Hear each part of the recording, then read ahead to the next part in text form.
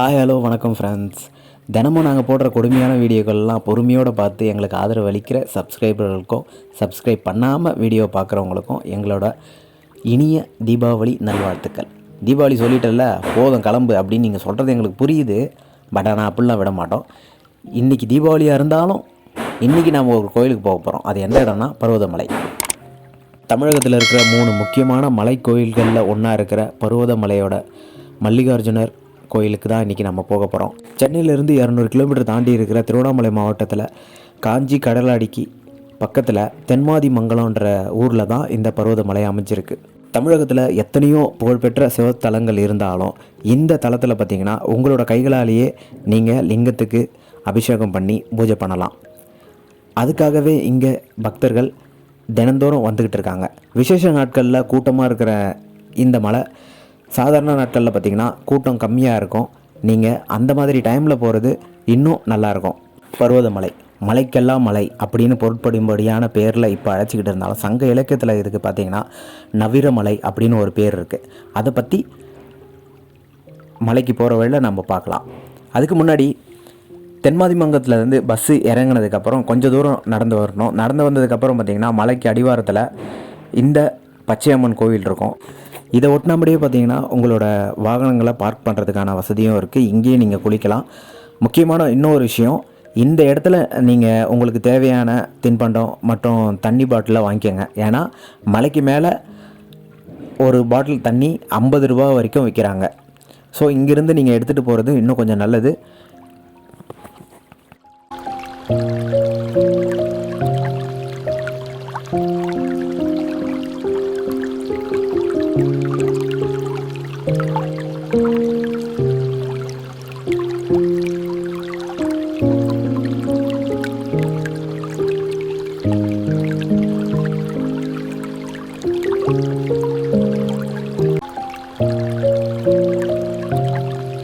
கடந்த சில வருடங்களாகவே பார்த்திங்கன்னா இந்த மலைக்கு வர நிறைய பேர் குற்ற சம்பவங்களில் ஈடுபட்டுக்கிட்டு இருந்தாங்க. அதுவும் இல்லாமல் போதைப்பொருள் நடமாட்டமும் இங்கே அதிகமாக இருந்தது. அதுவும் இல்லாமல் பார்த்திங்கன்னா பக்தர்கள் இங்கே எடுத்துகிட்டு வர பிளாஸ்டிக் பொருட்களை இங்கேயே வீசி எறிஞ்சிட்டு போகிற சம்பவமும் அதிகமாக நடந்தது. இதை தடுக்கிறதுக்காக வனத்துறை பார்த்திங்கன்னா இப்போ சூப்பரான ஒரு நடவடிக்கை எடுத்திருக்காங்க.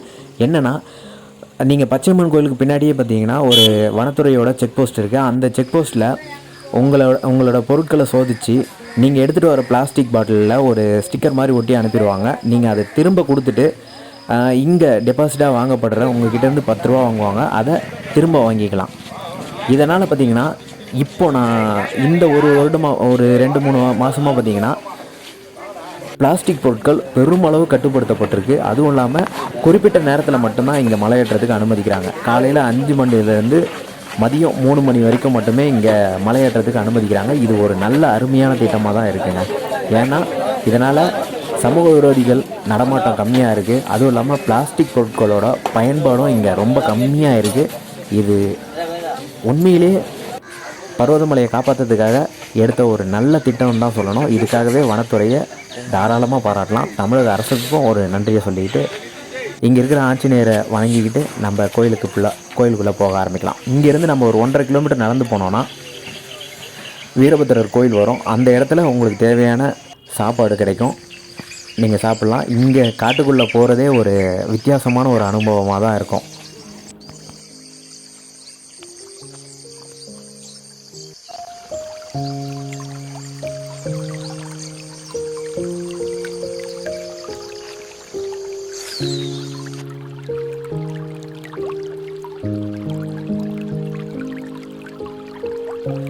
இங்கே வனத்துறையோட செக் போஸ்ட்டில் இருந்து வீரபத்ரன் கோயில் வரைக்கும் போகிறதுக்கு கிட்டத்தட்ட ஒரு 1.5 கிலோமீட்டர் இருக்கும்.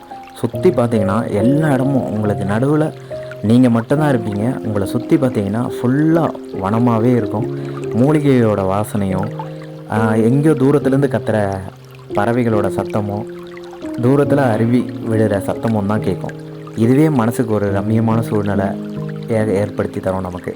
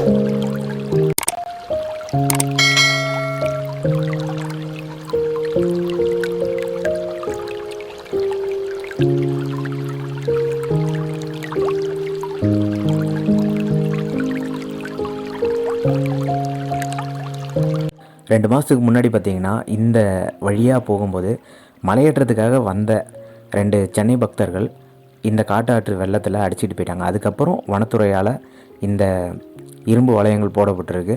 எவ்வளோ அமைதியாக இருக்குது இந்த காட்டாறு.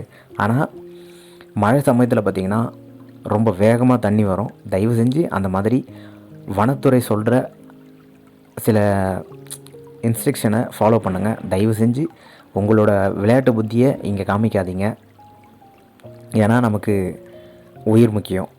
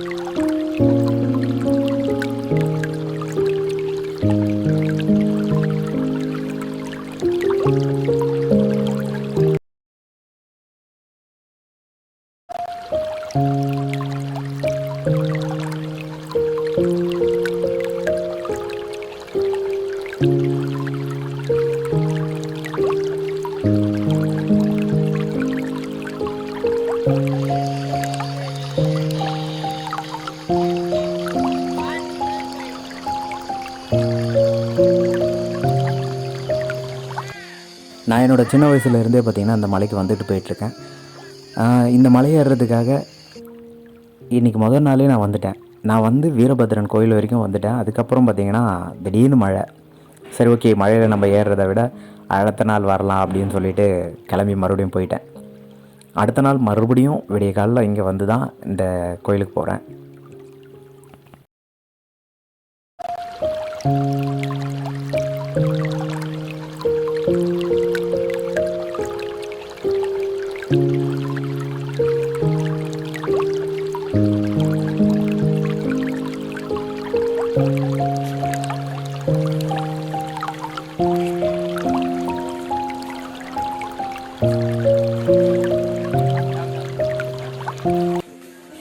இங்கே ஒருத்தன் பாருங்கள், இவன் நான் நடந்தால் திரும்ப நடக்கிறான், திரும்ப கொஞ்சம் தூரம் போய் நின்றுடுறான், மறுபடியும் போகிறான். என்ன தான் நினச்சிட்டு இருக்கான், என்ன வேணும்னே தெரியல. ஒன்று போ, இல்லைன்னா எங்கே கூட வந்தால் கொண்டு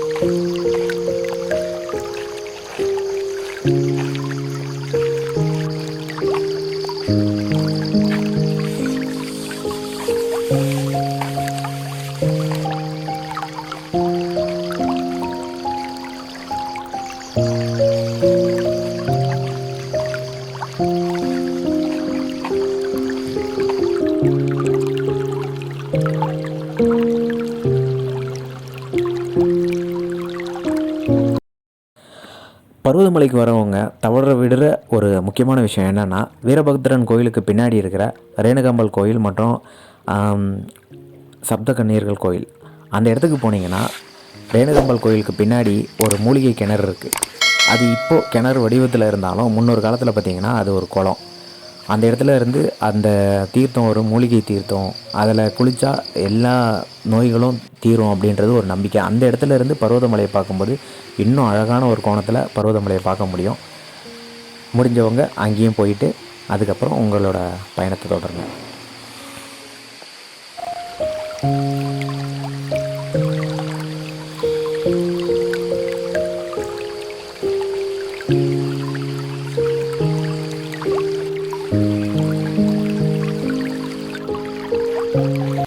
இங்கே இருக்கிற கிணறு வற்றி போகிற நேரத்திலலாம் ரேணுகாம்பாள் கோயிலுக்கு பின்னாடி இருக்கிற மூலிகை குளத்துல இருந்து தான் தண்ணீரை இங்கே எடுத்துகிட்டு வந்து நிரப்பி பக்தர்களுக்கு விநியோகிக்கிறாங்க.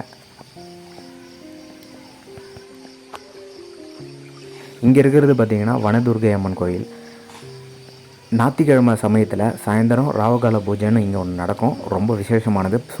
சுற்று வட்டாரத்தில் இருக்கிற பக்தர்கள்லாம் தவறாமல் கலந்துக்கிற ஒரு இடம். நீங்களும் வந்து பாருங்கள்.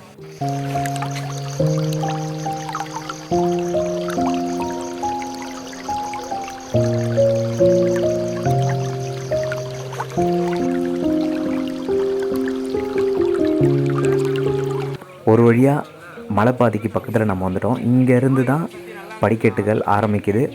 கிட்டத்தட்ட 1300க்கும் மேற்பட்ட படிக்கட்டில் இங்கேருந்து தான் ஏற ஆரம்பிக்கணும்.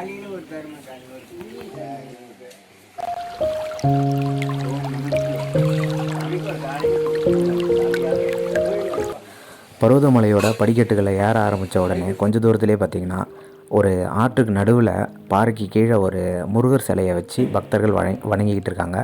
அது ஆற்றில் தானாக அடிச்சுக்கிட்டு வந்த ஒரு முருகர் சிலையை பக்தர்கள் எடுத்து வச்சு வணங்கிட்டு இருக்காங்க. அந்த இடத்துக்கு தான் நம்ம இப்போ போகிறோம்.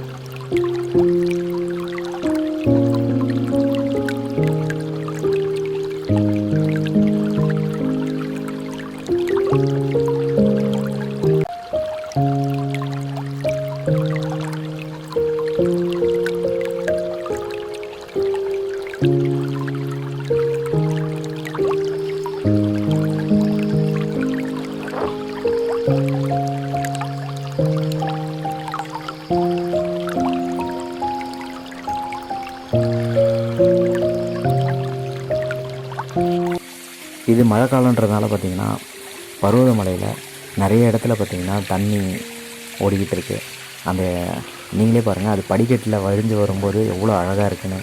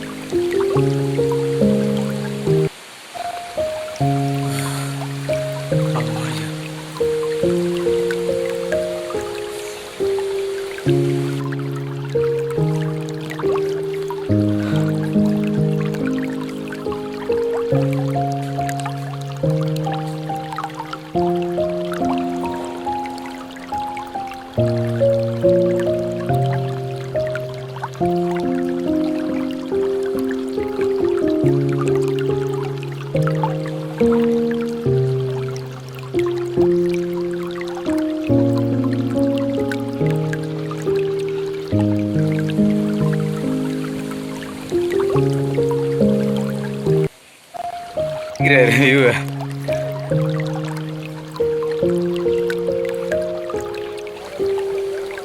இங்கே இருக்க இந்த மண்டபத்துக்கு பேர் நடுமண்டபம் அல்லது சித்தர் மண்டபம் அப்படின்னு சொல்கிறாங்க. இந்த இடம் பார்த்திங்கன்னா முன்னொரு காலத்தில் ஒரு சித்தர் இருந்து வழிபட்டதாகவும் இந்த இடத்துலையே அவர் ஜீவ சமாதி ஆனதாகவும் சொல்லுவாங்க. இந்த இடம் இப்போது பாழடைஞ்சு போயிருக்கு. பக்தர்கள் மழை காலங்களில் ஒதுங்கிறதுக்காக இருக்கிற ஒரே மண்டபம் இந்த மண்டபம் மட்டும்தான். இதை வனத்துறை சரி பண்ணி கொடுத்தா நிறைய பக்தர்கள் பயன்படுவாங்க.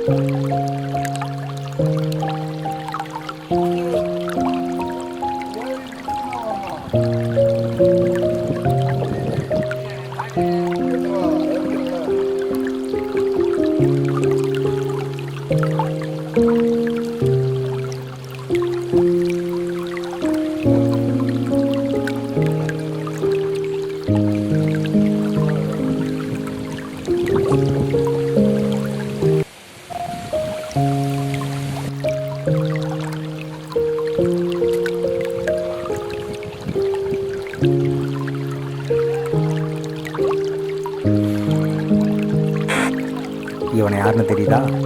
நம்ம காட்டுக்குள்ளே நடந்து வந்துட்டு இருக்கும்போது இவனை தான் நம்ம கூடயே வந்தவன்.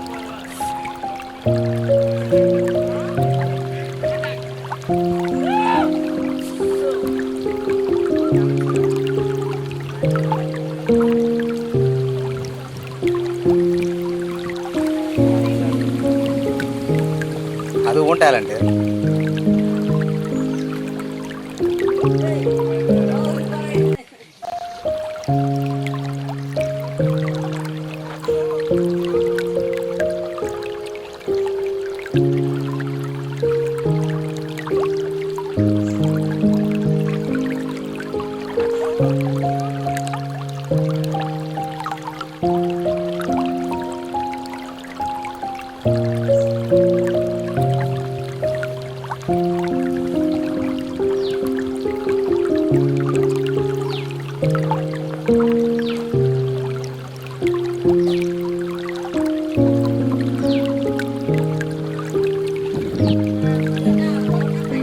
பையன்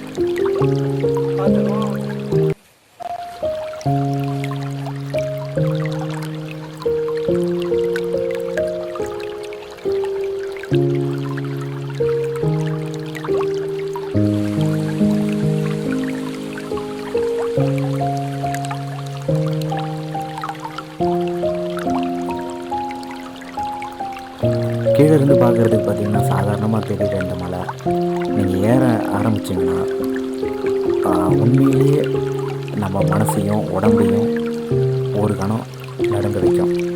ஆனால் அதையும் தாண்டி போனால் தான் நம்மளோட உண்மையான மன வலிமை வெளிப்படும்.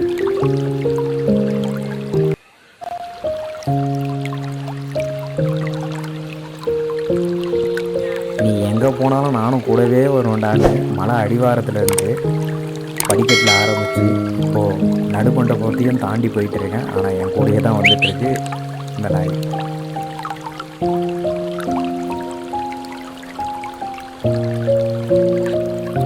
இப்போ தாங்க இவ்வளோ தூரம் வந்திருக்கோம். எனக்கு பார்த்திங்களா அந்த உச்சிக்கு தான் நம்ம போகணும்.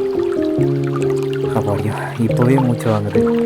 ஆனால் இங்கேருந்து பார்க்கும்போது உங்களுக்கு அன்னதான கூடம் மட்டும்தான் தெரியும். ஆனால் கோயில் சரியாக தெரியுதான்னு தெரியல. நல்லா பாருங்கள். அங்கே லாஸ்ட்டில் ஒரு வெள்ளை கலர் பில்டிங் மாதிரி இருக்குங்க.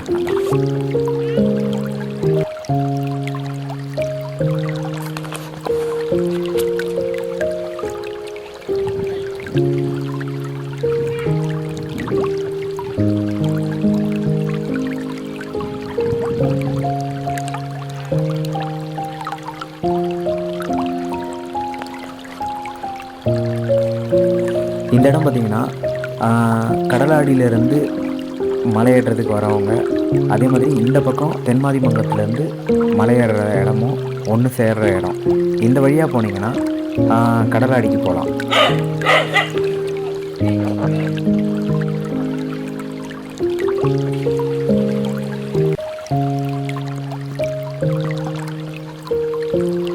இந்த இடத்த பார்த்திங்கன்னா கைப்பிடி மலையேற்ற பாதை அப்படின்னு சொல்கிறாங்க.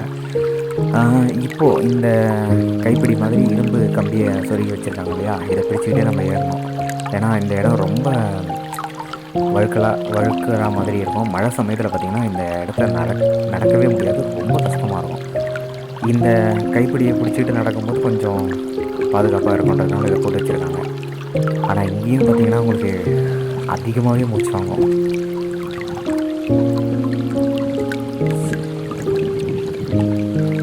ஒரு வழியாக அதையும் தாண்டி மேலே வந்துட்டோம். இந்த இடத்துலேருந்து நம்ம பார்க்கும்போது சுற்று வட்டார ஊரெல்லாம் தெரியும். சுற்றி இருக்கிற ஜவ்வாது மலை அந்த ஏரியாவெல்லாம் உங்களுக்கு பார்க்குறது இங்கேருந்து அவ்வளோ ரம்மியமான ஒரு காட்சியாக தான் இருக்கும்.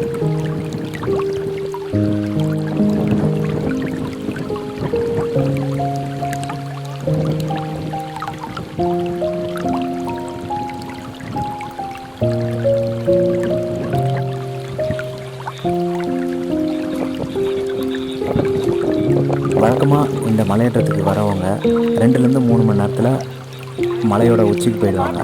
ஆனால் புதுசாக வரவங்க பார்த்திங்கன்னா 4லேருந்து 6 மணி நேரம் கூட ஆகுது. காலையில் 6 மணிக்கு ஆரம்பித்த நம்மளோட பயணம் பார்த்திங்கன்னா இப்போது சரியாக 11 மணி ஆகுது. ஏன்னா வீடியோ எடுத்துக்கிட்டு கொஞ்சம் ஜாலியாக ஃப்ரெண்ட்ஸோடு பேசிக்கிட்டு வந்ததுனால லேட் ஆகிடுச்சு. சூரியனும் உச்சிக்கு வந்துடுச்சு. நாமளும் கடப்பாறை பாதைக்கு பக்கத்தில் வந்துட்டோம்.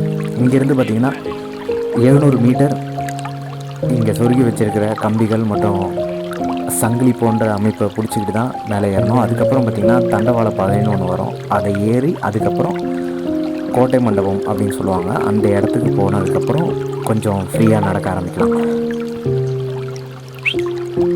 இந்த மலை ஏறுறதுக்கு எவ்வளோ கடினமாக இருந்தாலும் வர வழியில் இது மாதிரியான இயற்கை அழகை ரசிச்சுக்கிட்டே வரும்போது களைப்பு தெரியாமல் நம்மளும் வரலாம். அதே மாதிரி இங்கே வரவங்க நிறைய பேர் பார்த்திங்கன்னா எந்த பாதையில் போகிறதுன்னு தெரியாமல் ஏதேதோ பாதையில் போவாங்க. ஆனால் மலைப்பாதையில் பார்த்திங்கன்னா உங்களுக்கு அம்புக்குறிகள் போட்டிருக்கோம். அதை பார்த்து நீங்கள் மலை ஏறினீங்கன்னா உங்களுக்கு ஏறுறதும் கொஞ்சம் சிரமம் இல்லாமல் இருக்கும்.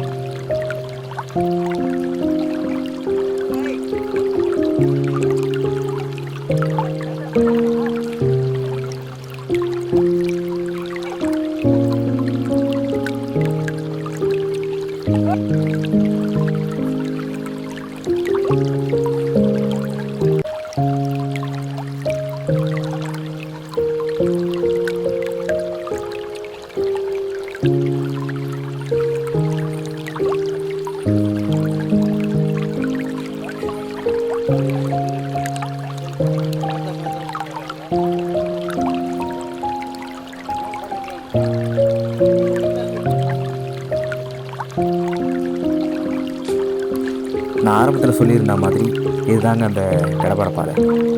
இது பார்த்திங்கன்னா கிட்டத்தட்ட 700 மீட்டர் வரும். ஆரம்பத்தில் இது ஒரு சின்ன ஏணி மாதிரி போட்டிருந்தாலும் அதுக்கப்புறம் பார்த்திங்கன்னா இந்த கடப்பாறை பாதைன்றது இந்த பாறையில் சொருகி வச்சுருக்க கம்பிகளை பிடிச்சிக்கிட்டு இது ஒவ்வொரு கம்பிகளுக்கும் இடையில இருக்கிற சங்கிலியை பிடிச்சிக்கிட்டு தான் ஏறுற மாதிரி வரும். கடந்த 1 மாதத்துக்கு முன்னாடி பார்த்திங்கன்னா ஒரு பக்தர் இதிலிருந்து தவறி விழுந்துட்டார். துரதிருஷ்டவசமாக இது மாதிரி இதுக்கு முன்னாடி நடந்ததில்லை. அதே மாதிரி பார்த்திங்கன்னா நான் ஆரம்பத்தில் சொன்ன மாதிரி தான் 2 மாதத்துக்கு முன்னாடி ஆற்று வெள்ளத்துலேயும் 2 பக்தர்கள் அடிச்சுக்கிட்டு போய் இறந்துட்டாங்க. இதுக்கு முன்னாடி நடக்காத ஒரு சம்பவம், ஆனால் இப்போது சமீப நாட்களில் நடந்துகிட்டு இருக்கு. இதுக்கு மேலே தொடராமல் இருக்கணும். மலைக்கு பக்தியோடு வர பக்தர்கள் பத்திரமாக வீட்டுக்கு போய் சேரணுன்றது தான் நம்மளோட ஆசையும். நீங்கள் எவ்வளோ தான் திடகாத்திரமான ஆளாக இருந்தாலும் இங்கிருந்து நீங்கள் ஏறி வந்த பாதையை பார்க்கும்போது பார்த்திங்கன்னா ஒரு கணம் நமக்கே தலை சுற்றுற மாதிரி ஆகிடும். இருந்தாலும் கடவுளை பார்க்க போகிறோன்ற ஒரு சந்தோஷத்தில் அது எதுவுமே தெரியாது. இப்போது இந்த மலையில் வந்து நிறைய வசதிகள் செஞ்சுருக்காங்க. அதில் ஒன்று இந்த படிக்கட்டுகள்லாம் கொஞ்சம் அகலப்படுத்தியிருக்காங்க. அது இன்னும் கொஞ்சம் ஈஸியாக இருக்குது மேலே ஏறி. இப்போ தான் ரொம்ப டஃப்பாக இருக்குது.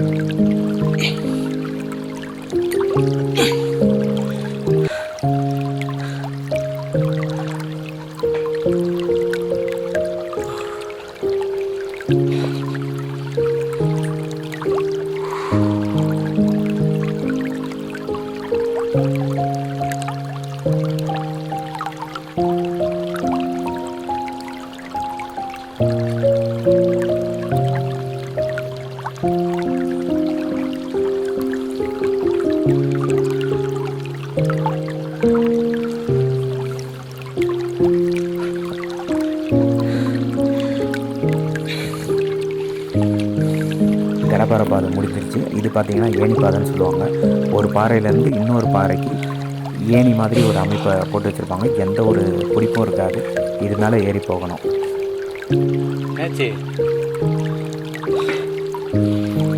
கீழே இருந்து பார்க்கும்போது சாதாரணமாக தெரியுது இந்த மலை. நீங்கள் நேர ஆரம்பிச்சிங்கன்னா அவங்களோட உடல் வலிமையும் மன வலிமையும் ரொம்ப சோதிக்கும். இந்த செயினை பிடிச்சிட்டு சோதனையெல்லாம் தாண்டி வந்தால் தான் சாதனைன்னு சொல்லுவாங்க இல்லையா, அது மாதிரி தான். சேஃபாக போங்க. எவ்வளோ சோதனை கொடுத்தாலும் கடைசியில் நீங்கள் கோயிலுக்குள்ளே போய் உங்கள் கைகளால் அபிஷேகம் பண்ணும்போது எவ்வளோ கஷ்டப்பட்டமோ அதெல்லாம் ஒரு நொடியில் மறைஞ்சு போகும். அவர் அங்கேயே நின்றுட்டார் போல. ஐயோ பயப்படுறாரா?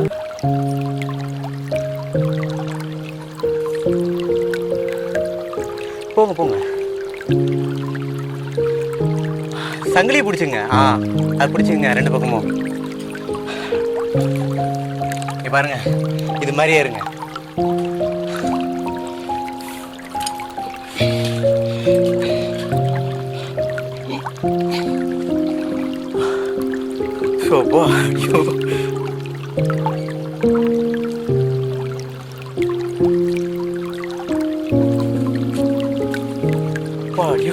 புடிங்கிச்சா? இந்த இடத்த பார்த்திங்கன்னா தண்டவாள பாதைன்னு சொல்லுவாங்க. ஏன்னா ரயில் தண்டவாளத்துக்கு போடுற இரும்புகளை வச்சு செஞ்சுருப்பாங்க. இதுவும் பார்த்திங்கன்னா எந்த ஒரு பிடிப்பும் இல்லாமல் இருக்கும். இதுலேயும் ஏறுறது கொஞ்சம் கஷ்டம்தான். ஆனால் அங்கேயே உட்காந்துங்க, உட்காந்துட்டு போங்க. திரும்பி திரும்பி உட்காந்துங்க. ரிஸ்க் எடுக்காதீங்க. கால் வலிச்சதுன்னா அங்கேயே உட்காந்துங்க.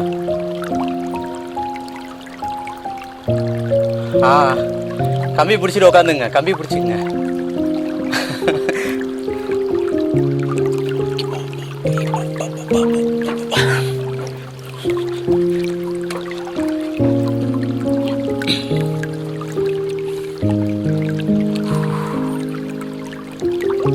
இங்கேருந்து பார்க்கும்போது பார்த்தீங்கன்னா நீங்கள் ஏறி வந்த பாதை எவ்வளோ ஆபத்தான ஒரு பாதைன்றது பார்க்கும்போதே தலை சுத்த ஆரம்பிச்சிடும். ஆனாலும் இதுவும் ஒரு செம்மையான ஒரு எக்ஸ்பீரியன்ஸாக தான் இருக்கும் நமக்கு. இந்த பாதையெல்லாம் முடிஞ்சதுக்கப்புறம் பார்த்திங்கன்னா இங்கே ஒரு மண்டபம் வரும். இந்த மண்டபத்தில் இருந்து தான் கோயிலுக்கான பாதை ஆரம்பிக்குது.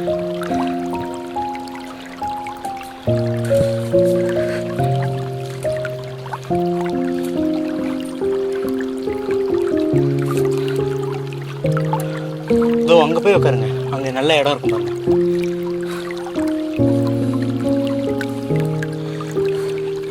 ஹேய்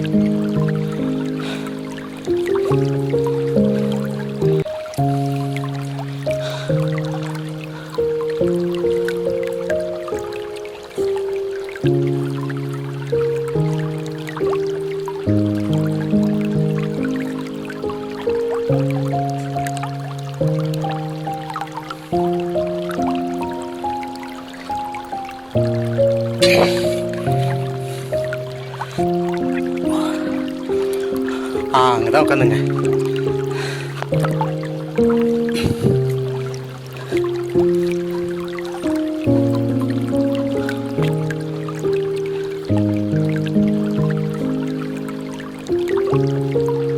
இப்போ சும்மா நடந்து வர்றதுக்கே இந்த மலை மேலே இப்படி மூச்சு வாங்குது, இவ்வளோ கஷ்டமாக இருக்கு. இந்த மலைக்கு மேலே ஒரு கோயிலை கட்டுறதா இருந்தால் எவ்வளோ கஷ்டப்பட்டிருப்பாங்க. இப்போது பரவாயில்ல. ஆரம்ப காலத்தில் கிட்டத்தட்ட 1000 வருஷத்துக்கு முன்னாடி இங்கே ஒரு கருங்கல் மண்டபமே கட்டியிருந்தாங்க. அதை எவ்வளோ கஷ்டப்பட்டு கட்டியிருப்பாங்க. அதுக்கப்புறம் இப்போது ஒரு 10லேருந்து 15 வருஷத்துக்கு முன்னாடி பார்த்திங்கன்னா இங்கே கோயில் கோபுரத்து மேலே ஒரு இடி விழுந்து கொஞ்சம் பேர் இறந்துடுறாங்க. அதுக்கப்புறமேட்டு இந்த கோயிலை ரொம்ப நாள் யாருமே வராமல் பராமரிப்பும் இல்லாமல் தான் இருந்தது. அதுக்கப்புறம் சென்னை சேர்ந்த பக்தர்களும் தமிழகத்தில் இருக்கிற மற்ற பக்தர்களும் பார்த்திங்கன்னா கோயிலை கட்டணுன்னு முடிவு எடுக்கிறாங்க. அப்போ பார்த்திங்கன்னா கீழே இருந்து இங்கே கோயிலுக்கு வர பக்தர்கள்கிட்ட கொஞ்சம் கொஞ்சமாக தான் மண், செங்கல் அப்படின்னு கொஞ்சம் கொஞ்சமாக கொடுத்து எடுத்துகிட்டு வந்து மேலே சேர்த்து அதுக்கப்புறம் தான் இந்த கோயில் உருவாச்சு. இது எப்படி அவனுக்கு தெரியும் நீங்கள் கேட்கலாம். அப்படி கொஞ்சம் கொஞ்சமாக எடுத்துகிட்டு வந்து சேர்த்த பக்தர்களில் நானும் ஒருத்தன். ஏன்னா அதை எடுத்துகிட்டு வர்றதுக்காகவே அடிக்கடிக்கு நான் இங்கே வருவேன். என்னால் முடிஞ்ச ஒரு இந்த கோயிலுக்கு என்னால் முடிஞ்ச ஒரு சின்ன காணிக்கையாக நினச்சி அதை பண்ணிக்கிட்டு இருந்தேன். இப்போது இந்த கோயில் இந்த அளவுக்கு வளர்ந்துருத்த பார்க்கும்போது ரொம்ப சந்தோஷமாக இருக்குது. இங்கேருந்து உலகத்தை பார்க்கும்போது பார்த்திங்கன்னா உலகமே நம்ம காலு கீழே இருக்கிற மாதிரி தெரியும். அந்த அளவுக்கு ஒரு அழகான இந்த கோவிலுக்கு வர்றதே ஒரு சந்தோஷம்தான்.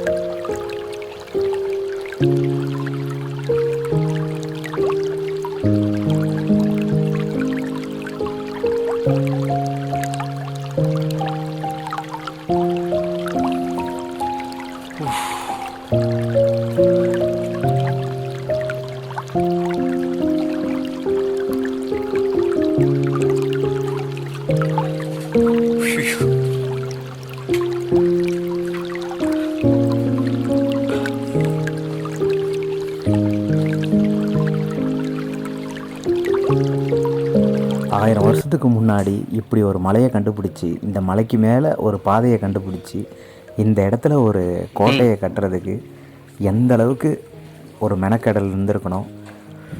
இந்த இடத்துல அப்படி என்னெல்லாம் செய்திருப்பாங்க, எத்தனை வருஷம் இங்கேயே தங்கியிருந்து இதெல்லாம் பண்ணியிருப்பாங்கன்னு நினைக்கும் போதே அவ்வளோ ஆச்சரியமாக இருக்குது. நாளுக்கு நாள் இந்த கோயிலில் எப்படியெல்லாம் பக்தர்களுக்கான வசதிகள் செய்து கொடுக்குறாங்களோ அதே அளவுக்கு இங்கே ஆபத்துகளும் அதிகமாகிட்டு தான் இருக்குது. இந்த இடத்துல பார்த்திங்கன்னா கடந்த 2 மாதத்துக்கு முன்னாடி பெஞ்ச மழையில் இங்கேருந்து ஒரு பெரிய பாறாங்கல்ல உருண்டு போய் அந்த இதுக்குள்ளே விழுந்துருச்சு. அதை உடச்சி மறுபடியும் இந்த பாதையை உருவாக்கியிருக்காங்க. இங்கேருந்து பார்த்திங்கன்னா ஆகாய படிக்கட்டு ஆரம்பிக்குது. ஏன்னா இங்கேருந்து நேராக செங்குத்தாக வானத்தை நோக்கி போகிற மாதிரியான பாதை இங்கேருந்து ஆரம்பிக்கும். அதே மாதிரி படிக்கட்டும் பார்த்திங்கன்னா அப்படி தான் இருக்கும். அதை தாண்டின உடனே கோயில் தான். இந்த இடத்துல நம்ம நடந்து போகும்போதே பார்த்திங்கன்னா நம்ம மனசுக்கு அவ்வளோ ஆறுதலாக இருக்குது. ஏன்னா இந்த செடிகள்லாம் மஞ்சள் கலரில் பூ பூத்துருக்கு. அதை பார்க்கும்போதே மனசுக்கு ரொம்ப சந்தோஷமாக இருக்குது. அதுவும் இல்லாமல் பார்த்திங்கன்னா இந்த இடத்துக்கு பக்கத்தில் ஒரு சுடுசெங்கலால் அந்த காலத்தில் உருவாக்கப்பட்ட ஒரு கிணறு மாதிரியான ஒரு அமைப்பு இருக்குது. இந்த இடத்துல இருந்து தண்ணியை சேமித்து இங்கே இருந்தவங்க பழங்காலத்தில் பயன்படுத்தினதாக சொல்கிறாங்க. ஆனால் இப்போது அது குப்பைகள் நிறைஞ்சி பாழடைஞ்சு போய் தான் இருக்குது.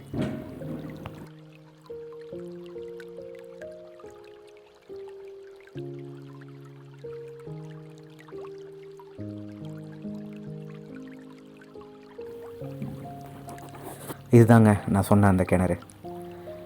இது பார்த்திங்கன்னா அந்த காலத்தில் குடி தண்ணீருக்காக பயன்படுத்தியிருக்காங்க. ஆனால் இப்போ அது பயன்பாட்டில் இல்லை. ரொம்ப ஆபத்தான ஒரு கிணறாக மாறிடுச்சு. அதே மாதிரி இதுக்குள்ளே பார்த்திங்கன்னா ஃபுல்லாக வெறும் குப்பைகள் சேர்ந்து புழக்கத்துக்கே பயன்படுத்த முடியாத ஒரு நிலையில் இருக்குது. இதெல்லாம் பார்க்கும்போது அந்த காலத்து மனுஷங்க எப்படிலாம் வாழ்ந்திருக்காங்க, நம்மளால் அந்த மாதிரி ஒரு வாழ்க்கை வாழ முடியுமான்னு மனசு ஒரு ஏக்கமாக தான் இருக்குது.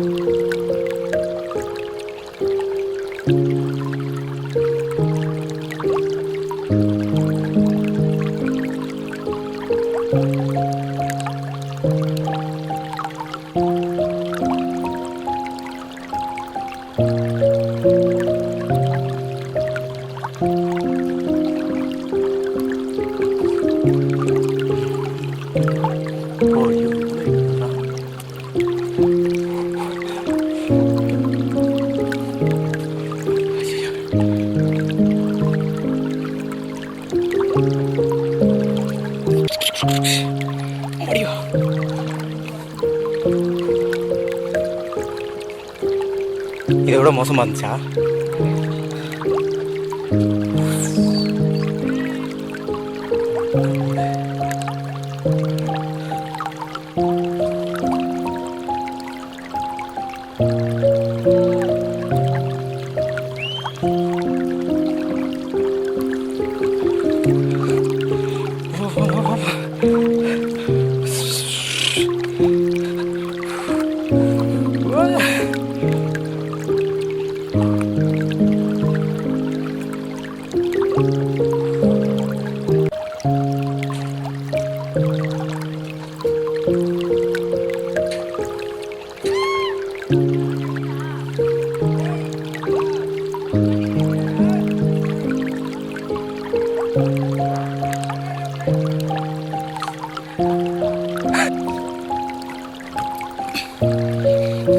நான் முன்னாடியே சொன்ன மாதிரி இந்த படிக்கட்டை இங்கேருந்து பார்க்கும்போது நேராக ஆகாயத்துக்கே போகிற மாதிரியே இருக்குது இந்த படிக்கட்டு. ஆனால் இதில் ஏறுறது பெரும் சவாலாக இருந்தாலும் இதை தாண்டினதுக்கப்புறம் தான் நாம் கோயிலை அடைய முடியும். இந்த படிக்கட்டை ஏறி இங்கே வந்து இந்த இடத்த பார்க்கும்போது உலகத்தையே ஜெயிச்ச மாதிரியும் நம்ம ஏதோ ஒரு பெரிய சாதனை பண்ண மாதிரியும் இருக்கும். நம்ம காலுக்கு கீழே உலகம் இருக்கிற மாதிரி இருக்கும். இந்த இடத்துல நாங்கள் முன்னாடி வரும்போதெல்லாம் பார்த்திங்கன்னா இங்கே உட்காந்து கொஞ்ச நேரம் ஓய்வு எடுப்போம். ஏன்னா இங்கேருந்து காற்று அவ்வளோ சில்லுன்னு இருக்கும். அது நமக்கே ஒரு புத்துணர்ச்சியை தரும். அந்த மாதிரி இருக்கும். கொஞ்ச நாளுக்கு முன்னாடி இங்கே ஒரு பக்தருக்கு அடிபட்டதுனால இந்த இடத்த இன்னும் கொஞ்சம் நல்லா சரி பண்ணி வலையெல்லாம் போட்டு வச்சுருக்காங்க. அவ்வளோ சந்தோஷப்படாதாரா, இனிமேல் தான் ஒரு சவால் இருக்குன்ற மாதிரி தான் இங்கே இந்த பாதை பார்த்திங்கன்னா இடுக்கு பாதைன்னு சொல்லுவாங்க. ரொம்ப இடுக்கலாக குறுகலாக இருக்கும். இதில் கொஞ்சம் ஏறி போகிறதும் கொஞ்சம் கஷ்டம்தான். இதையும் ஏறி போய் அதிலிருந்து ஒரு 50 படிக்கட்டை தாண்டி போனீங்கன்னா கோயில் அடைஞ்சிடலாம்.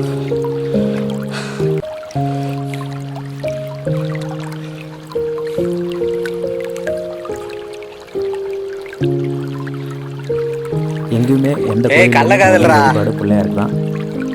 அதே மாதிரி இந்த கோயிலையும் முதல் வழிபாடு பிள்ளையாருக்கு தான். அப்பாடா கோயிலுக்கு இந்த மண்டபத்தை பார்த்த உடனே 1300 படிக்கட்டை ஏறி வந்து கால் வலியோட 700 மீட்டர் கடப்பாறை பாதையை தாண்டி வந்த எந்த ஒரு களைப்பும் இல்லாமல் ஈசனை பார்க்க போகிறோன்ற ஒரு மன நிறைவு தான் இருக்குது. இந்த வீடியோவோட ஆரம்பத்திலே பார்த்தீங்கன்னா இந்த கோயிலை பற்றின வரலாறு நான் சொல்கிறேன். எனக்கு தெரிஞ்சதை நான் படித்ததை அப்படின்னு சொல்லியிருந்தேன். அதே மாதிரி உங்களுக்கு தெரிஞ்சதை நீங்கள் கமெண்ட் பண்ணுங்கள். நானும் தெரிஞ்சதை மற்றவங்களும் தெரிஞ்சுப்பாங்க.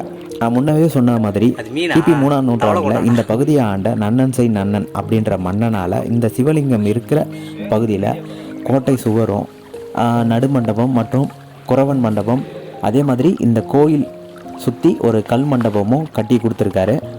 இந்த கோயிலுக்கு ஒரு சின்ன குளமும் இருக்குது. அதையும் இந்த நன்னன் செய் நன்னன் அப்படின்ற மன்னனால் வெட்டப்பட்ட கோயில் குளம் அப்படின்னு சொல்கிறாங்க. அது மட்டும் இல்லாமல் பார்த்திங்கன்னா சங்க இலக்கியங்களில் ஒன்றான மலைப்படுகம் அப்படின்ற செய்யுள்ள இந்த கோயிலில் இருக்கிற கடவுளோட பேர் காரியுண்ட கடவுள் அப்படின்னு சொல்கிறாங்க. காலப்போக்கில் இது மல்லிகார்ஜுனர் பிரம்மதாம்பிகை அம்மன் அப்படின்னு அழைச்சிக்கிட்டு வராங்க. அதே மாதிரி இந்த மலையை சுற்றி மார்கழி மாதத்தில் கிரிவலம் போகிறது ரொம்ப விசேஷமானது. அந்த சமயத்தில் பார்த்திங்கன்னா திருவண்ணாமலை அருணாச்சலேஸ்வரர் கோயிலுக்கு வர கிரிவல கூட்டத்தை விட அதிகமான கூட்டம் வரும். அதே மாதிரி திருவண்ணாமலை கிரிவலம் பார்த்திங்கன்னா வெறும் 14 கிலோமீட்டர் தான். இந்த மலையை சுற்றி கிட்டத்தட்ட 5500 ஏக்கர் பரப்பளவு இருக்கிற இந்த மலையை சுற்றி வர்றதுக்கு 40 கிலோமீட்டர் ஆகும். 40 கிலோமீட்டர் தூரத்தையும் கிரிவலம் வர்றது ரொம்ப ஃபேமஸ்ஸு. அது எப்போன்னா மார்கழி மாதம் 1 தேதி கிரிவலம் வருவாங்க. இந்த சமயத்தில் கடவுளே மக்களை பார்க்கறதுக்காக வர்றதா ஒரு ஐதீகம். சங்க இலக்கியத்தில் நவீரமலை அப்படின்னு புகழப்பட்டிருக்க இந்த மலையில் மூங்கில்கள் செழித்து வளர்ந்ததால் நவீரமலை அப்படின்னு வழங்கப்பட்டிருக்கு. ஓகே ஃப்ரெண்ட்ஸ், கிட்டத்தட்ட 5500 ஏக்கர் பரப்பளவில் இருக்கிற இந்த மலையை சுற்றி கிட்டத்தட்ட 4700 அடிக்கு மேலே இந்த கோயில் அமைஞ்சிருக்கு. இந்த கோயிலில் வந்து தங்களோட கைகளால் அபிஷேகம் பண்ணி இறைவனை வணங்குறத ஒரு பெரும் பாக்கியமாக கருதுகிற பக்தர்கள் மத்தியில் நமக்கும் அப்படி ஒரு பாக்கியம் கிடைச்சிது. ரொம்ப சந்தோஷம். அது மட்டும் இல்லாமல் என்னோடய ஆரம்ப காலத்தில் நான் இந்த கோயிலுக்கு வரும்போதெல்லாம் இந்த குளத்துலேருந்து நாங்கள் தண்ணியை எடுத்து குடிச்சிருக்கோம். ஆனால் இப்போ பாருங்கள் எவ்வளோ அசுத்தமாக இருக்குது. இங்கே வர பக்தர்கள் இந்த கோயிலோட புனிதத்தை காப்பாற்றுறதுக்கு உங்களால் முடிஞ்சது குறைஞ்சபட்சம் இந்த கோயிலை அசுத்தப்படுத்தாமல் இதோட புனிதத்தை காப்பாற்றணும். அதுதான் என்னோடய வேண்டுகோள். அது மட்டும் இல்லாமல் இயற்கை மனுஷனுக்கு கொடுத்த ஒரு மிகப்பெரும் வரப்பிரசாதம் இது மாதிரியான மலைகள். இந்த மலைகளை நம்மளால் முடிஞ்சதை குப்பைகளை போடாமல் சுத்தமாக பேணி காக்கிறது மட்டும்தான்.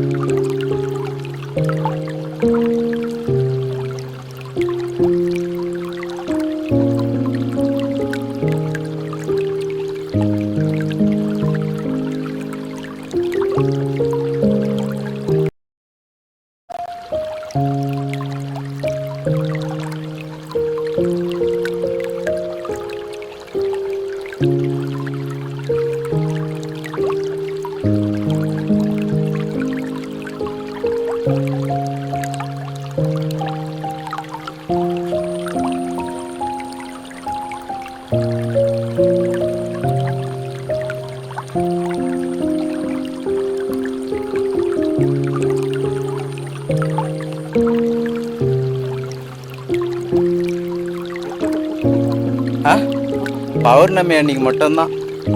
அதுக்கப்புறம் அந்த சனி ஞாயிறு திருவண்ணாமலையோட கூட்டமாக இருக்கும். திருவண்ணாமலையாவது 14 கிலோமீட்ரு, இது 40 கிலோமீட்ரு. அவ்வளோ கூட்டம் போகும்.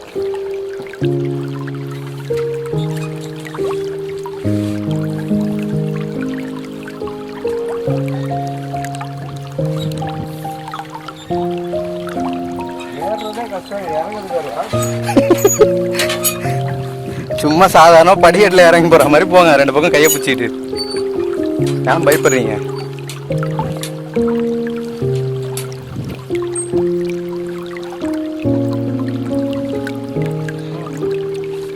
திரும்பி போனாதாங்க கஷ்டமா இருக்கும். இந்த பக்கம் திருப்பிங்க. அவர் போறாருல, அது மாதிரி போகாதீங்க. இந்த பக்கம் நீங்க போற மாதிரியே போங்க. 2 பக்கமும் கையில கம்பியை பிடிச்சிங்க.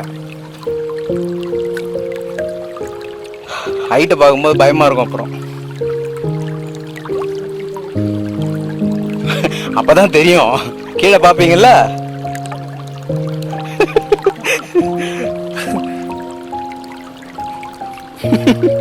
அவர் இவர் இல்ல, அவருக்கு அப்பா.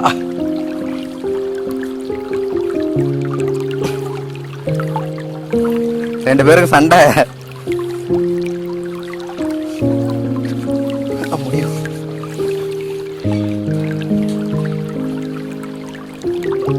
பரவாயில்ல போங்க, போங்க போங்க. கூட்டத்தோட கூட்டமா நடுவில் போங்க, அதான் சேஃபு, பயம் இல்லாம இருக்கும். அதான் சொல்றேன், அதை எப்படியும் சொல்லலாம்.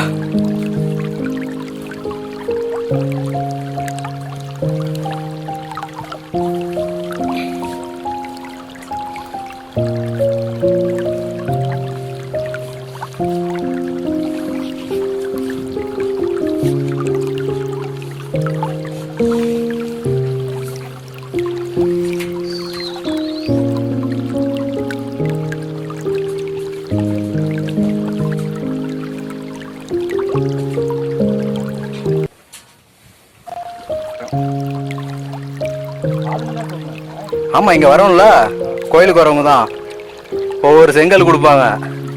செங்கல், ஜல்லி, சிமெண்ட்டை கொஞ்சம் கொஞ்சமா போட்டு, அதுக்கப்புறம் கொஞ்சம் பேர் வந்து வேலைக்கும். ஃப்ரெண்ட்ஸ், எங்களோட வீடியோவை தொடர்ந்து பாருங்கள், எங்களுக்கு தொடர்ந்து ஆதரவு கொடுங்க.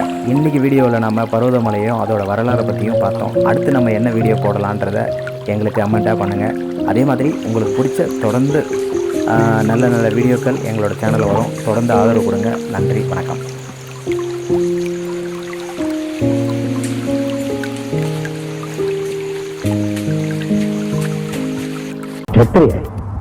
செத்து போயிட்டா, செத்தறியும் செத்துட்டா. சத்திரியனுக்கு சாவு இல்லடா.